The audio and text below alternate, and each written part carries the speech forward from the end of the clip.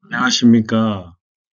오늘 강성률 철학TV 제31강은 칸트의 거동을 보고 시계를 맞춘 시민들, 칸트 제3편이 되겠습니다. 먼저 그 차례에 대해서 말씀드리면은 30년 이상 집사로 고용하고 있던 람페와의 그 일화가 나오고요. 칸트가 얼마나 규칙적인 생활을 했는지, 그리고 그러한 그 생활이 그 현대인들에게도 충분히 그 적용될 수 있다. 다시 말하면은 규칙적인 생활의 이점이 있다는 거죠. 또 칸트가 이제 그 잠을 잘 자기 위해서 침실을 어떻게 관리했는지, 또 잠잘 때 그 굉장히 특이한 제스처를 취했다고 그래요. 자, 그런 내용을 좀 살펴보도록 하겠습니다. 집사 람페는 전직 군인이었는데요. 노인이 된 그 칸트의 일과를 매우 치밀하게 짜여졌을 뿐만 아니라 거기에 가장 협조한 사람이 그 람페라고 하는 하인이었습니다. 칸트는 여름이건 겨울이건 아침 5시에 정확하게 일어나요. 그러면 이제 이 시간을 지키기 위해서 람페로 하여금 4시 45분부터 깨우도록 이제 지시를 해 놓은 겁니다. 그러면 4시 45분에 람페가 와서 이제 시간이 되었습니다. 이렇게 외치는 거예요. 그러면 이제 칸트가 피곤할 때는 나를 좀 제발 놔두라고 이렇게 부탁할 때도 있는데, 설사 그랬더라도 계속 깨우도록 이렇게 지시를 해 놓은 겁니다. 그런데 재밌는 것은 이 우둔한 람페가 제대로 말을 한 적이 없어요. 예를 들면 일주일에 2번 주인에게 정월 신문을 바치면서 이렇게 계제제 대 할퉁 이렇게 외쳐야 되는데 계제제 대 할트만 이렇게 외치는 거예요. 그러면 이제 할트만은 이제 둔제고 또 할퉁은 이 정월이기 때문에 예, 우리말로 하면 이제 둔제라고 하지 말고 정월이라고 이렇게 하라고 몇 번 가르쳐 줘도 모르는 거예요. 그래서 이제 칸트가 이렇게 차례짜수로 이제 복창을 시키는 거죠. 둔제가 아니라 정월입니다. 이렇게 이제 따라 한 번 더 반복하도록 이렇게 하면은 또 람페가 둔제가 아니라 정월입니다. 이렇게 따라해요. 근데 다음호가 나와서 똑같은 장면에서 이렇게 실수를 한다는 거예요. 이 시도가 38년 동안 변함이 없었다. 이제 그런 얘기입니다. 칸트는 아침 5시에 정확하게 일어나서 수면용 모자, 이제 그 북부 독일이 좀 춥기 때문에 그걸 쓰고 이제 아침 식사는 하지 않았어요. 대신에 이 2잔의 그 차, 그리고 하루 분량으로 이제 파이프 담배 한 대를 피우는데 이게 이제 아침 한 끼입니다. 근데 이제 이 2잔의 차는 그 말하자면 묽은 차, 묽은 차고 파이프 담배 속에는 식욕을 그 감퇴시키는 성분이 또 들어있었다고 그래요. 다음에 말씀드릴 기회가 있겠습니다만 칸트는 점심 한 끼를 먹었습니다. 아침은 이렇게 때우고 저녁은 안 먹었죠. 자, 어쨌거나 칸트는 이제 잠옷을 입고 더신을 신고 추니까 수면용 모자를 쓰고 이제 공부를 해요. 그리고 이제 주로 7시부터 9시 사이에 논문도 쓰고 강의 준비를 하는 거죠. 그리고 자기 집을 이용하거나 또 학교에 가서 강의를 하는데 이제 주로 오전 시간에 강의를 하고 집으로 돌아옵니다. 그리고 집에 들어오면은 이제 실내복으로 갈아입고 다시 책을 쓰다가 이제 12시 45분 정도가 되면은 이제 점심시간이 있지 않습니까? 람페가 이제 수프가 준비되어 있습니다. 이렇게 이제 외치면은 식탁으로 와서 식사를 하는 거예요. 되게 오후 1시 40분에 이렇게 식사를 하는데, 식탁은 그 동료들을 많이 초대했다고 그래요. 근데 이 학자들보다는 사회인들을 주로 많이 초대해서 점심 식사를 한 끼를 먹으니까 하루에, 이때는 이제 되게 맛있는 음식을 차렸다고 그래요. 예를 들면 버터, 치즈, 수프, 야채, 어육, 물고기, 그 고기죠. 말하자면 살, 불고기, 과일, 포도주. 예, 이런 것들을 이제 장만해서 잘 먹은 거죠. 그런데 칸트는 이제 치즈를 너무 좋아해서 이제 나이가 들어서 중병에 걸렸는데, 중병에 걸려서 의식불명이 된 것도 아마 이 치즈를 너무 많이 먹은 탓이 아닌가, 이렇게 이제 분석을 하고 있습니다. 칸트는 소식을 했습니다. 에, 적게 먹는 것은 이제 가난한 시절에는 할 수 없이 음식이 적으니까 적게 먹을 수밖에 없었죠. 그래서 그때는 이제 영양분 부족이 문제가 됐기 때문에 이제 많이 먹어라, 많이 먹어라. 이제 우리나라 사람도 그렇지 않습니까? 그러나 이제 현대에 들어와서는 이게 많이 먹는 것이 문제가 되는 거예요. 아시다시피 많이 먹으면 살이 찌게 되고, 그러면 이제 고혈압이나 당뇨병 같은 성인병이 찾아오는 거죠. 그럼 이제 건강과 장수에 지장을 받지 않겠습니까? 그래서 요즘에는 열량이 높은 음식보다 영양분이 골고루 들어있는 음식을 섭취하는 것이 좋다. 이제 그런 얘기입니다. 현대인들이 이제 건강을 유지하기 위해서 이제 하는 뭐 유튜브나 이렇게 TV에 많이 나오죠.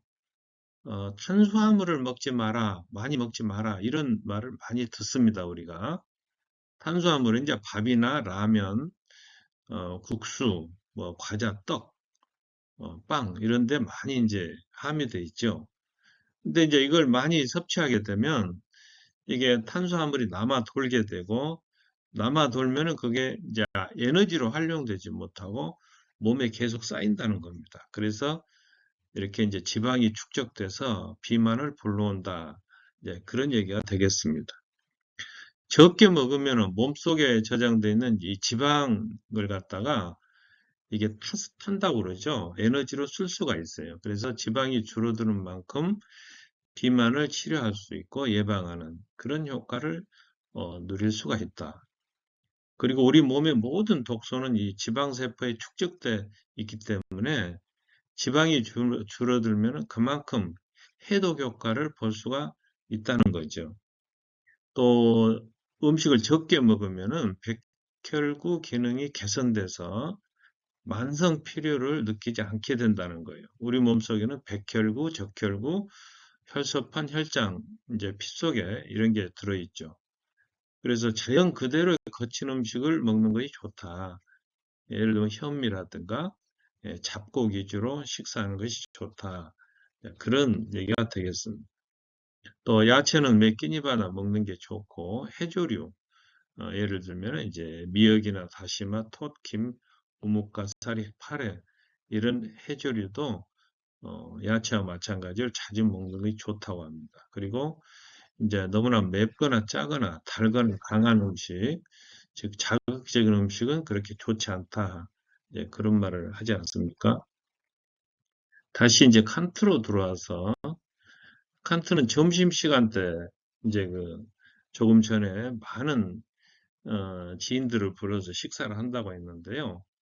이때 이제 화제에 올리는 것이 철학을 제외했다고 그래요. 왜냐하면 어려운 철학 얘기를 하면은 손님들이 지루해할 염려가 있기 때문에 철학을 제외한 여러 주제를 놓고 대화를 하는 겁니다. 그리고 이제 오후 3시에서 4시 사이에 되면은 이제 혼자서 조용하게 산책을 하는 거죠. 그 유명한 칸트의 산책이 나옵니다. 근데 칸트뿐만 아니라 되게 독일인들은 산책을 좋아해요.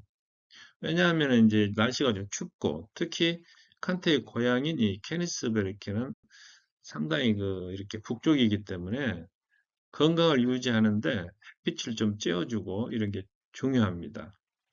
그런데 칸트가 혼자 산책한 이유가 있어요. 다른 사람이 옆에 있으면은 말을 하게 되고 그렇게 되면 자기도 모르게 입으로 이제 숨을 쉬게 되고, 그랬던 폐가 안 좋았던 이 칸트 입장에서 보면은 폐에 차가운 공기가 직접 들어가기 때문에 거의 좋지 않다고 생각을 했던 거죠. 칸트가 산책을 떠나는 모습을 어느 전기 작가가 쓴 글을 인용해 보면은 이렇습니다. 이웃 사람들은 회색 연미복, 남자용 서양 예복이죠. 연미복을 걸친 칸트가 숲에 이제 스틱을 들고 지팡이를 들고 대문을 나서서 산책하는 것을 보고 그때가 바로 오후 3시 30분이라는 것을 분명히 알 수 있었다. 그래서 오늘도 그를 추념하는 뜻에서 철학자의 길이라고 불리는 보리수가 늘어진 이 산책로를 그는 사계절 중 어느 때나 똑같이 8번을 올라갔다 8번을 내려오는 거예요. 그래야 그 다음에 이제 또 시간이 들어맞지 않겠습니까? 날씨가 흐리거나 먹구름이 끼어 곧 비가 내릴 듯하면 하인이 큰 우산을 팔 밑에 끼고 그애들을 뒤를 총총걸음으로 쫓아간다. 이런 글이 전기 작가에 의해서 쓰여졌습니다. 칸트는 산책하는 동안에 떠오르는 아이디어들을 이렇게 메모지에 기록을 어, 했다고 합니다. 또 특이한 것은 칸트는 땀을 흘리지 않으려고 애를 썼는데 땀을 흘리는 것이 자기의 체질상 별로 좋지 않다고 이렇게 믿었기 때문이에요. 칸트는 원래 평소 자기를 꾸미거나 위선을 떠는 스타일은 아니었습니다. 그러나 복장과 태도에는 굉장히 신경을 썼는데 왜냐하면 그것이 다른 사람에 대한 미덕이자 사교상의 의무, 에티켓으로 여겼기 때문입니다. 되게 이제 칸트는 가발을 쓰고 옆구리에는 칼을 차고 다녔어요. 그리고 산책 중에도 조금 전에 말씀드린 것처럼 일정한 행로를 따라서 걸었습니다. 또 특이하게도 칸트는 무릎 둘레를 조이는 스타킹의 끈을 이렇게 아주 싫어했는데 이 끈이 혈액순환, 피가 도는데 방해된다고 생각했기 때문이에요. 그러면 어떻게 해서 스타킹을 고정시켰을까요? 시계 용수철을 넣은 작은 상자 2개를 허벅지에 달고 용수철의 끈을 묶은 후에 끈의 반대편 끝에는 고리를 달아요. 그리고 스타킹 위쪽의 구멍에 고리를 걸고 끈의 압력은 그 상자 속에 든 용수철에 의해서 조절이 된다는 거죠. 그래서 이와 관련해서 이제 가터 벨트가 있는데요. 이 도구가 바로 이 칸트에 의해서 고안된 남성용 데님이 되겠습니다. 물론 지금은 이제 그대로 사용하는 건 아닌데요. 그래서 가터 벨트는 양말이나 스타킹, 요즘에는 이제 이게 잘 나오니까 뭐 문제가 안 되겠습니다만, 당시에는 자주 흘러내렸던가 봐요. 그러니까 이게 흘러내리지 않게 잡아주는 역할을 하는 이제 그게 필요한 거죠. 그래서 이제 허리에 매는 벨트에 매는 긴 띠가 이렇게 달려 있어서 그것으로 스타킹 윗 부분을 이렇게 잡아주는 이런 식의 이제 이게 가터 벨트가 되는 거죠. 당시에는 쉽게 흘러내리는 스타킹을 고정하기 위해서 무릎이나 허벅지 부분에서 줄로 묶는 방식, 가터링, 링을 사용했는데 조금 전에 말씀드린 것처럼 칸트는 이것이 이제 뭘 묶게 되면 피가 도는데 좀 방해가 된다고 해서 가터 벨트를 고안했던 겁니다. 원래 이 가터라고 하는 것은 18세기 영국 가터 기사 단원들이 있었어요. 이 사람들이 휴대용 단검을 꽂아두기 위해서 이제 만들어낸 것이라고 볼 수가 있죠.